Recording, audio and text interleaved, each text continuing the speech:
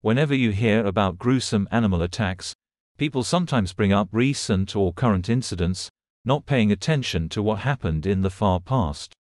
But in all honesty, some things that have happened back then really take the cake for how horrible they were. Just like what happened to Alfred Howe, a young boy who spent his last seconds in agonizing pain as he desperately fought for his life. On the evening of the 17th of January, the young boy, Alfred Howe, aged 12, the second son of the late Robert Howe, was fishing on the McLeay River in Sydney when he passed away. Robert Howe, the father of the victim, was an attorney. He was ill and had been dealing with his illness for some time.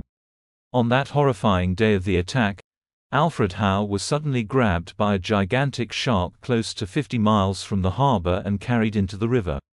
On the moment that the poor young man was attacked, he was washing his feet in shallow water on the banks of the stream while being supervised by a manservant. The man raced in and grabbed Alfred at the risk of his own life, jerked him out of the monster's mouth, and swam to land just as the fish after them frantically as they made their way to the shoreline. The man is credited with saving the child's life. The flow of blood was instantly halted, but signs of mortification started to develop shortly after. The surgeon, who was present at the time, immediately issued an order to transport the patient to Port Macquarie for an amputation of the limb. However, death put an end to the patient's suffering by locking his jaw while he was lying in a litter on the road. 8 years ago, this unlucky boy was miraculously saved from a watery grave, at the same time as his equally unfortunate father was drowned when a boat sank off of Pinchgut. Both of them were on their way to work when the tragedy occurred. The boy's father was also a victim of the unfortunate events that transpired. All of the people who knew the young man have voiced their justified admiration for the wonderful qualities he possessed and his enormous potential.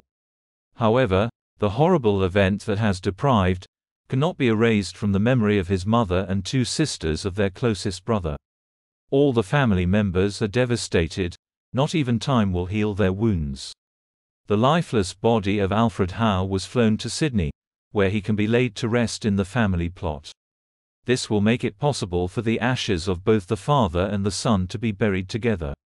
This horrible incident raised awareness for the Australian people about the dangers of sea predators, and how dangerous it is for children and adults to encounter sharks, but still, shark attacks exist till this day. And although they may not be pretty common, they are still deadly nonetheless.